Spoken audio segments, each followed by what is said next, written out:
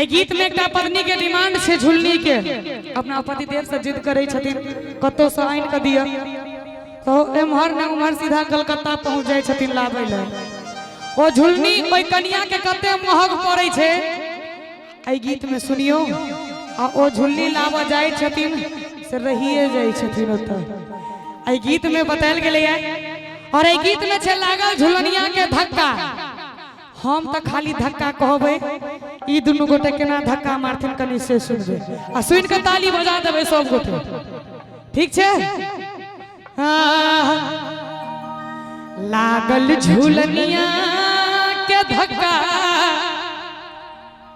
अरे लागल झूलनिया के धक्का ताली बजा दियो हिलका दुनु गोटे के लेल अरे लागल झूलनिया के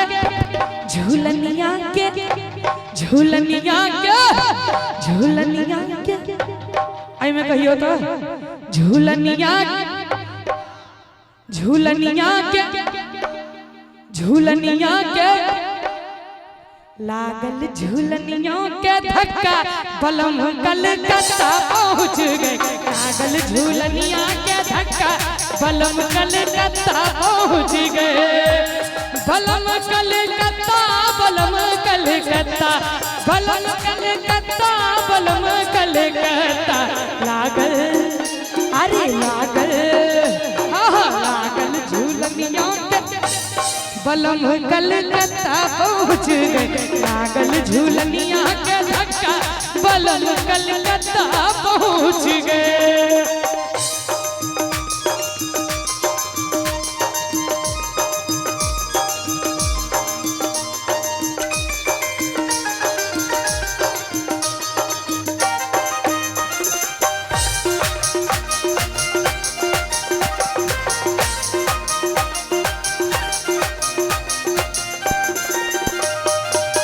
कैसे के मती मोरी बैरान हुई गई कैसे के मती मोरी बैरान हुई गई बहिरन हुई गई रे बैरान हुई गई कैसे के मती मोरी अरे बैरान हुई गई झुलनी के अरे झुलनी के कारण भईनी पक्का बलम कलकत्ता पहुंच गए लागल झुलनिया के धक्का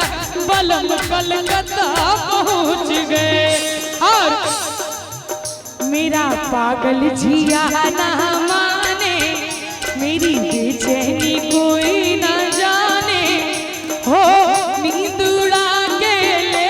गई मेरी अखियों से जीना किए दुश्वार सपने साजन के मेरा जीना किए दुश्वार सपने साजन के दिल जाने जिक्र तुझ पे निसार किया है दिल जाने जिक्र तुझ पे निसार किया है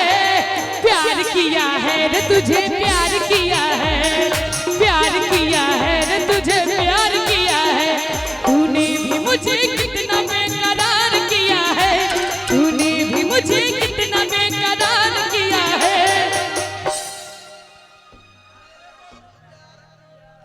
वाह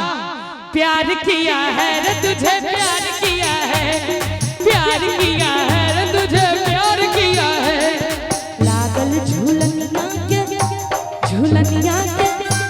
झूलनिया के धक्का बलम कलकत्ता पहुंच गए लागल झूलनिया के धक्का बलम कलकत्ता पहुंच गए अंत में कहे छथिन कि 12 बरख पीछे झुलनी लई लौटे है 12 बरख के बाद झुलनी लगावे छथिन ओ झुलनी त जाय दियो चूल्ही भाड़ में कन्या के की हाल भेल हेते 12 बरख के बाद घर वाला से मुलाकात भेले ओई वियोग में ओई कन्या के की दशा भेले आगू सुनाबी 12 बरख पीछे झुलनी लई लौटे 12 बरस के बाद देहिया देहिया देहिया देहिया भइल चसमुनका बलम कलकत्ता पहुँच गए लागल झुलनिया के धक्का बलम कलकत्ता पहुँच गए। एक चीज के और डिमांड करे छथिन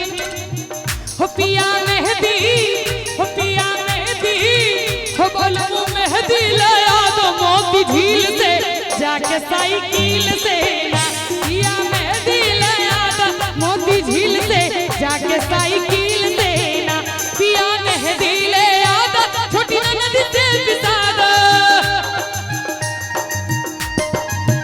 पिया मेहंदी ले आदा छोटी नदी से पिसा दो कि पिया मेहंदी ले आदा छोटी नदी से पिसा दो और हम लगा लइबे हम लगा लइबे